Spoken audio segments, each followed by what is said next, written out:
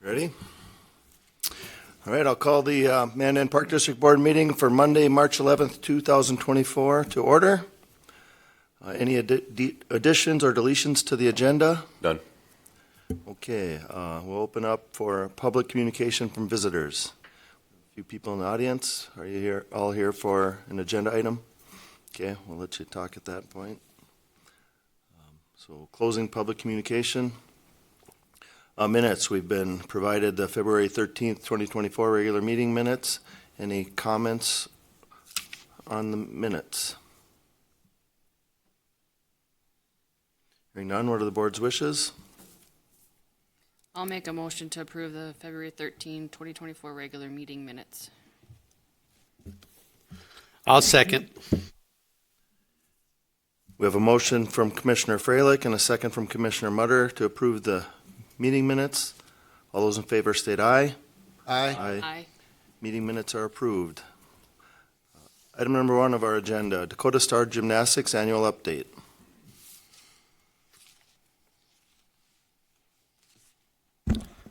Good evening, Commissioners. Tonight we have representatives from Dakota Star Gymnastics here to give the yearly update for 2023.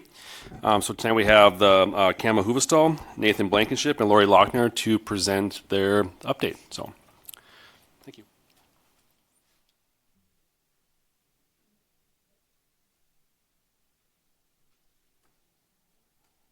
You guys got it up.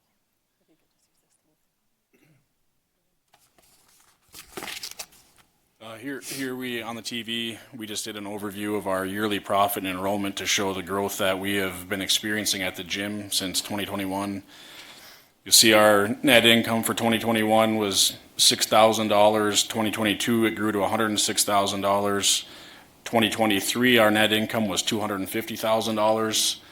And a lot of that we'll go through in the next few slides to show where those numbers came from. But for 2024, we realized that we needed additional staffing to try to sustain those 2023 numbers. So with our budget for 2024, with the staffing additions we're making, we're projecting to be close back down to breaking even with $5,000 net income. Our enrollment numbers there, 2021, we went up 75 people or so. 2022, we went up roughly 200 people. 2023, we went up around 100 people. Is that with the additional? And 2024 started off at 515 people, and we'll see where we end up at. The original slideshow may have had a different number in 2023. We realized we were missing our competitive staff on that number, or our competitive gymnasts. So DSG's growth, we've added roughly 50 new classes over the last few years. Our wait list is down to 276 from roughly 1,000 gymnasts a few years ago. That doesn't mean we've added 700 people to the program. Some have fell off naturally, but we have been able to integrate a lot of people that have been waiting due to Lori adding additional classes and restructuring stuff. We've expanded to hosting 4 gymnastics meets a year, so this gives opportunities for gymnasts from all over the state to participate and even more local opportunities, and also provides additional income. We've expanded partnerships, a lot of daycare, schools, birthday parties, homeschool groups. They're working out something with HIT Incorporated right now for the residents to come in and be able to do some mobility stuff just to get out and about. We're looking at partnering with UMary for 2025. That was on the books for 2024, but UMary doesn't have the funding, so they're looking at pushing that off till 2025. And continued collaboration with the Mandan Braves. We have continually updated our equipment as the gym has grown. We've needed updated equipment, try to make sure we have the best equipment our gymnasts could have so that we're not limiting them. We're updating lesson plans, sending coaches to continue training, bringing people in to develop coaches, trying to just do whatever we can to make sure that we have the best staff and equipment we can have. Another program we're working on right now, which we're pretty proud of, is a tuition assistance program for financially troubled families. So this is still in the development stages, but we've gotten to a point now where we're working with area businesses for a sponsorship program. So if an individual had a fire in their house, we had somebody who wanted to drop out of the program. They said, we can't afford it due to our finances being funneled somewhere else. This will allow us to provide tuition at a discount or free for a certain amount of time to keep those kids having some normalcy in their lives, so. Financial stability, coming from the increased number of classes, obviously this increases income. Fundraising, we've switched to more of a cash raffle. We're trying to go for one raffle a year now instead of a bunch of small fundraisers, so this is saving us money on trying to manage and buy materials and print items for multiple raffles throughout the year like we had been doing. We've been doing camps in the summer, judges clinics where we can bring judges in and bring other students in or gymnasts in from other gyms, stuff like that. Gymnastics meets, that's all additional income, whether it's registration, whether it's door fees, sales of the gift grams, that type of stuff. Sponsorships, we've been really reaching out and getting more involvement from the community for sponsorships, even, you know, food from Butcher Block and food donations for meats and stuff that used to have to be purchased as an expense, so that's helped with our overall net income. And then Lori's really been increasing the pro shop sales with leotards and different gymnastics equipment and stuff that we're stocking there now, so the gymnasts aren't going online trying to find some of the stuff. They have access to it right there at the gym, so. Yeah. So some of the staffing things that we talked about with our income too is we have a recreational coordinator who runs all of our rec classes, and then we have a competitive coordinator who also runs all of our competitive. We have really been trying to grow our competitive team. We went from a really small group, and this year we're looking at 50-some kids in our competitive program who go around the state and compete. So we also have someone that runs that. We know we need to increase with going from very little competitive to a lot of competitive, we need to increase our staff. So we are looking at hiring more recreational coaches because we have still a wait list, and we know all of our recreational coaches are also athletes and they're out there, so we try to help them, and so we know we need to increase our recreational coaches. We know we have to increase our competitive. We have our ratio from our competitive to our number of gymnasts is not great, so we know we need to hire another head coach and some assistant coaches. So we're working on that. We need some managing of things. We need some office staff. When Lori can't be there, we're trying to manage all the new staffing that we have to do, knowing that we came from one place, we're trying to get to the next. Implementing raises across the board for all staff, we are looking at doing that. We want to also be competitive with our people across the river, so in order to do that, we need to compete with them. So we are looking at increasing salaries or raises across that. Looking at job descriptions, trying to figure out what's the best efficiency for all of our jobs, for everybody that's doing in there, trying to figure out how to get everybody managing jobs so it's not overwhelming for one person. And continued investment in staff through training and development. Like Nathan said, we are consistently trying to send our coaches places and Lori places on the business part of it. We're constantly trying to get that to be better. This just tells you who our board of directors are. I'm right now the president-elect, so as of next year I'll be the president. But this board has actually changed over the last couple of years, so we have really grown our board, and we have a great board on staff right now, and that also attributes to some of the stuff we're doing, trying to build our program. We continue to revise policies, looking at procedures, structure, what's best for our gymnasts and what's best for our families at DSG. So our board is really working on making that a positive thing for our DSG members. And also getting properly staffed. We know we have to properly staff our gymnasts and our coaches, so it's not, the ratio is better. Do you want anything else to that with the board? No. You're good? Okay. With all of we can see our growth with our income, we also have challenges that come with that. So we know, we've talked about staffing, our head count and weight, we know we have to increase our head count, we know we have to get raises, modifying schedules. There's a lot that Lori does behind the scenes to make it all work with that many gymnasts coming in throughout the week. We're trying to get exit interviews going with our staff to find out why our staff quitting, what's the reasoning, where do we need to go, what do we need to change. We've been doing incentives for our staff to pick up shifts. We know they're high school kids, it's always hard to get them in there to get that, but we're doing everything we can as a board to try to help maintain our staff. Nathan talked about this, our wait lists down to 276. That's amazing. So I have to say that's kudos to Lori on getting people in and getting new classes and structuring our gym to accommodate all the people that want to be in gymnastics. Our challenges that we're finding out with is our physical space. It's hard for us to hold some events with our bleacher space is not great. Trying to figure out when you want to have these big gymnastics meets, we've had lots of complaints on seating areas, so we try to figure out a better way to do it, or move things forward or move things around. Office space, we know we don't have a lot of office space. If we want to increase head coaching, assistant coaching, we have to figure out how can we manage all these staff in a small space like we have. So we're trying to figure out those kind of challenges that'll come with that. Locker room and changing space, we don't have a lot of locker room and changing space for our gymnasts. So we kind of move things around, and we use the common area out there to try to get places for our gymnasts to change and people that come in. And then also coaching office space for increased staff at head count goes back to, we have to figure out what are we going to do with having a new head coach, or another head coach, or a few assistants, if we continue to grow our competitive team, which ultimately that's where a lot of kids want to end up, is competing. So we have to figure out how can we accommodate that. So, do you have any questions or clarifications that we can answer for you guys?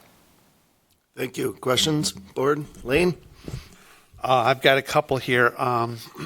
One of them is, how many people do you have at your meets now, and where would you like to see, how many do you expect to be there at those meets? You come on up.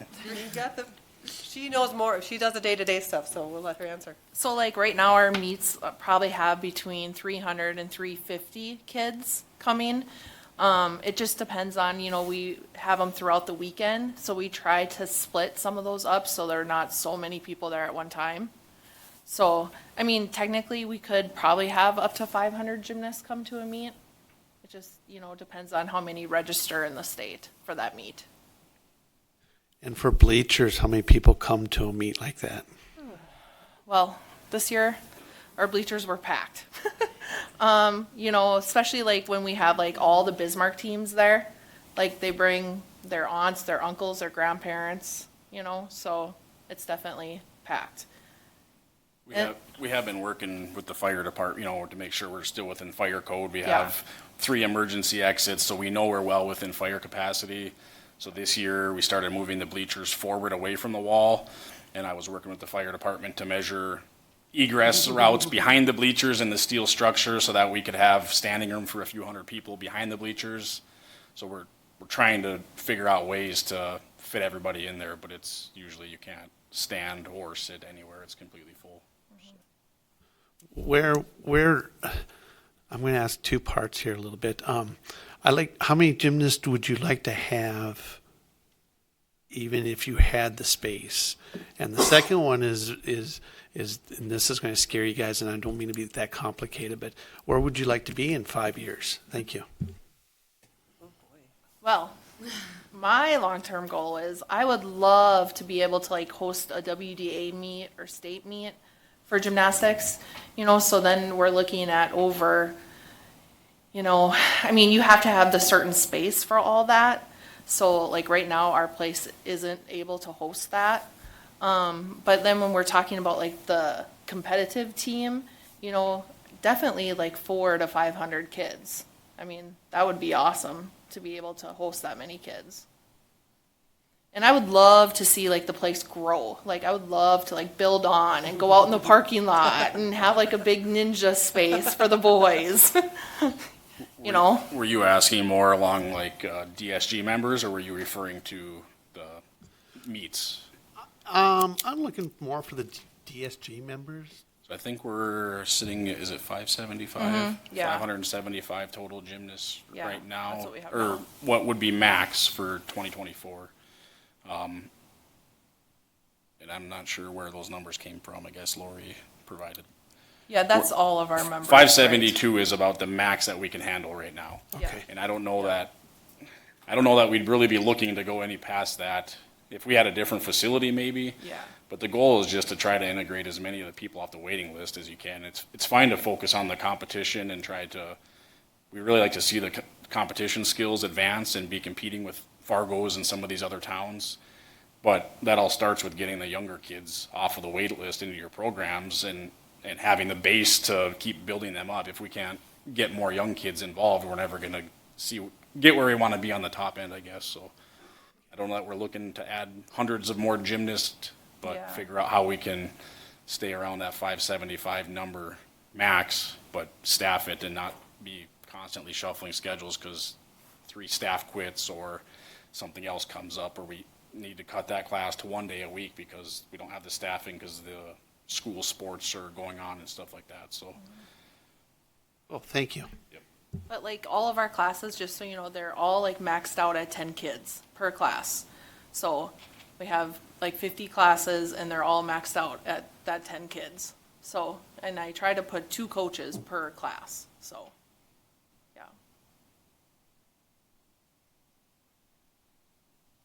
Well, it sounds like you're doing a wonderful job. I mean, to see numbers increase like that, that's a blessing to have you folks and the board.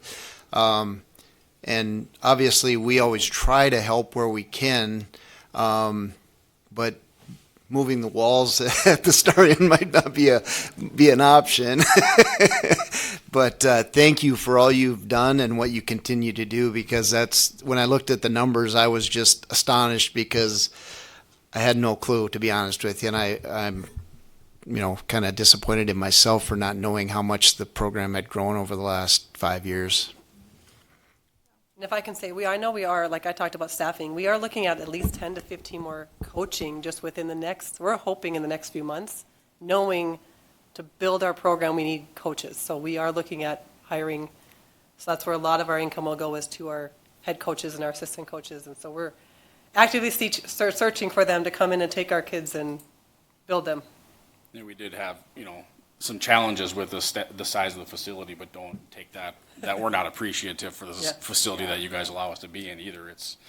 We wouldn't be anything without the facility, so there's definitely challenges, but it's still very much appreciated. We'd so. still be upstairs. All right. Any other comments or questions? I've got one. Do you guys offer boys, is it mixed men, girls and boys? What? Yep, so we have 2 boy Yeah, speak over here, classes. Lori. So we have 2 boy classes, so the one is called Monkeys and their ages 5 to 8. And then we have Apes from 8 to, I have a 14-year-old in there right now, so. But when we moved up to the gym, we sold all the boys' equipment, so we don't have, we can't do boys competitive anymore, so. Are you looking at doing that again, or? I don't know, I mean, if I could get the equipment back, I guess. I mean, I have 2 If we had enough boys. interest, Yeah. I don't see why we wouldn't purchase equipment if there was a need for it, I guess. Yeah. I do have 2 boys that would love it, so. But in the state of North Dakota, only Grand Forks and Fargo have a boys team. So, Thank you. yeah. Well, thank you. Thank you, guys. Thank you. Thanks. Item number 2, consider for approval to request for proposals for golf operations maintenance building feasibility study and design. So Vice President Melhoff and Commissioners, as you know, we've been setting aside funds in the Vision Fund preparing for a new maintenance building for the golf course. In your packet's kind of a sample RFP, or RFQ, I guess is what it's called.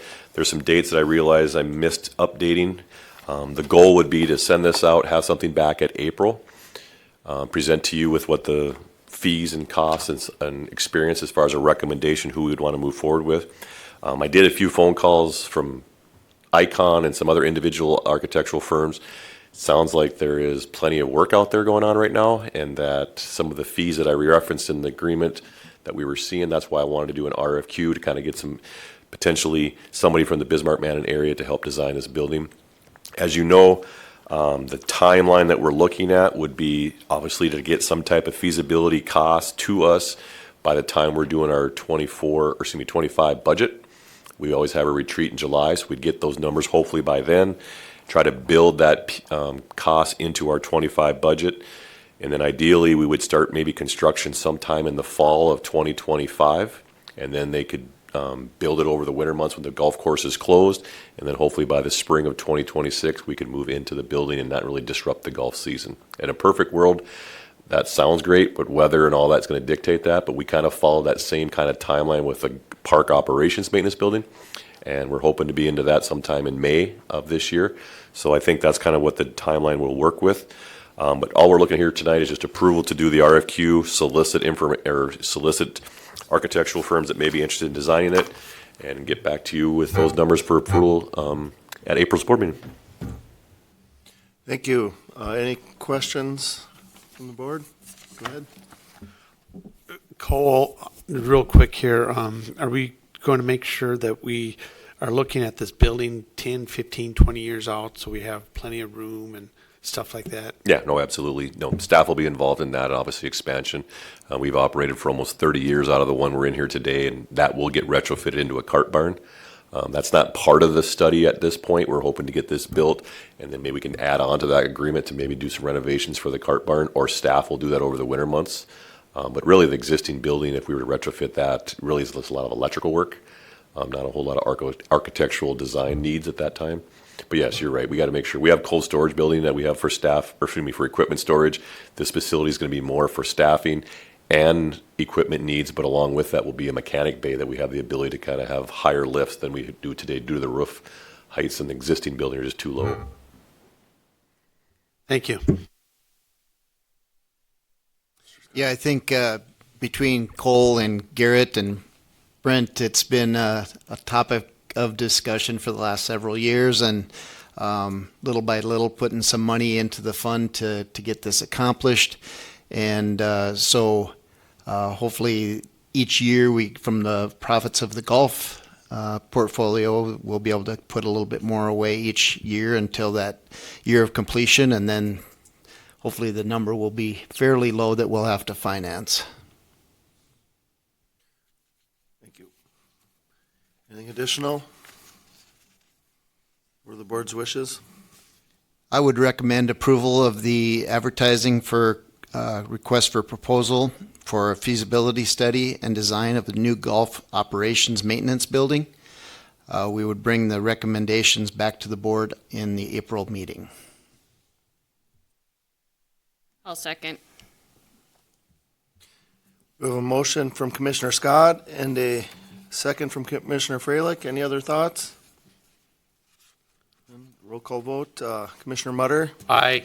Commissioner Freilich, Aye. Commissioner Scott. Aye. I also vote aye. Motion is carried. Item number 3, consider for approval lease agreement amendments to the Mandan Tennis LLC. Vice President Melhoff and Commissioners, so before you is the second amendment to the lease. We had amended it previously to kind of spell out some details on how exactly donations and collections of the lease would be handled. With this, a second amendment lease is really to kind of spell out some of the concerns that we had. In the original lease with the Mandan Tennis Center, all donations and sponsorships by the Park District or the Mandan Tennis Center would be applied to reduce principal on the debt incurred to the Park District. So the way it was originally written was the intent was obviously any donations or collections that were given were to buy down the principal of the debt. And we agreed to that at that time. What we're seeing now, though, is Mr. Porter, who represents the Mandan Tennis LLC, he has been getting people to pay the monthly lease for the Mandan Tennis Center as a donation. So the way the contract is written, any donation is go towards buy down of principal. So what we've said is all the existing pledges and sponsorships that we collected before January 1 of 2024 will be used for the two things that we mentioned. A, $100,000 set aside for the depreciation of the dome, and then B, capital repairs for the facility. And then if dollars are available, one payment could be used in June of each year requested by the Mandan Tennis LLC to help make that monthly payment in June. So those two, A and B, will stay exactly the same. The change then comes is we added C, and again, Attorney Ruff is sick today and unable to be here. But the change in there then basically stipulates that if there's dollars exceeding $100,000, which we will continue to allocate dollars, then the tennis center may request those to use those donated funds. The donated funds that I'm mentioning are anything after January 1 of 2024. So any new donations that he collects specifically for monthly lease payments can be used for that purpose. The caveat that we added was any donations received for naming rights or designated for any other purpose will always be used for buying down the principal of the debt. So we didn't want him to go out and solicit $250,000 worth of donations and then he doesn't have to make a lease payment for a year. We then would be able to say, no, these are going to buy down the debt. Because as we know, the agreement, the way it's written, 7-year lease with a 1 year or 12-month notification, so essentially an 8-year lease. At the end of 8 years, if he chooses to get out of that, he's responsible for 50%, we're responsible for 50% of the remaining debt. but then the park district would have all operations. We're hoping that doesn't happen, but potentially we just got to look out for the back end of the protecting the park district's best interest because we're carrying the debt. Even though he's making the lease payments, the park district's still obligated for the debt. So those are the changes that are before you. If you're not comfortable and you had questions for Attorney Ruff, we definitely can table it. But if you're comfortable with what's being presented, Mr. Porter and our Attorney Ruff have both given their blessing and support for this. Thank you, Cole.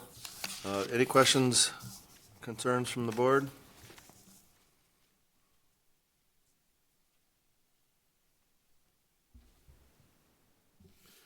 Cole, on the maintenance, will you be the one, if there's something needs to be done up there, you'll go through the director of the Parks and Rec?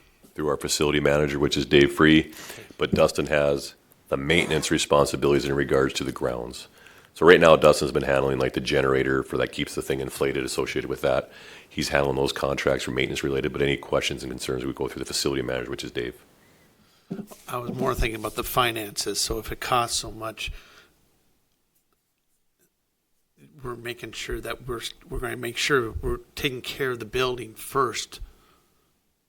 I guess Commissioner Mutter, I'm not understanding your question. So when there's I a want to make repair, sure that I want to make sure that the maintenance and stuff is being taken care of. I want to make sure I say this right.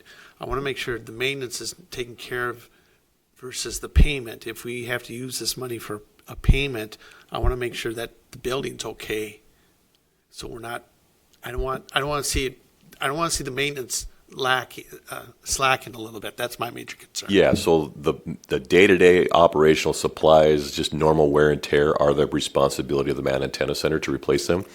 Any large expense, I will say exceeding $50,000, would be the park district's responsibility. That's why we have those pledged donor dollars set aside. So technically, we're not using any general fund or property tax dollars to help out the tennis center. There was, I forget the number, I have the spreadsheet here, but that's why we're setting those dollars aside. So there's $100,000 in pot A for the dome replacement because it's being depreciated out, so that when that dome has to be replaced, we'll have to continue to contribute dollars there. And then the capital repair dollars, if I remember correctly, the number, what are we at? About $144,000 sits in the building repairs and maintenance. So there's any repairs that need to be done to that building, which obviously it's a new building, shouldn't have any major repairs because there's $144,000 sitting there of pledge dollars. And then we have future pledge dollars coming in. When it's all said and done, it's about $163,000.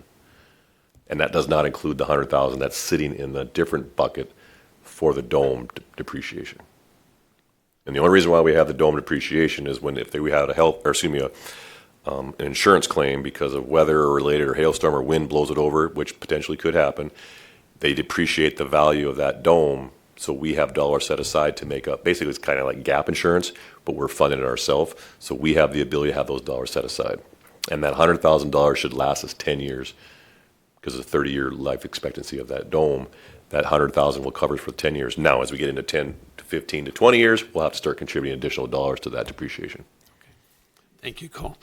I will move to approve the Second Amendment to the Mandan Tennis Center LLC. Second? We have a motion and a second to approve the Second Amendment to the Mandan Tennis LLC agreement. Any further discussion?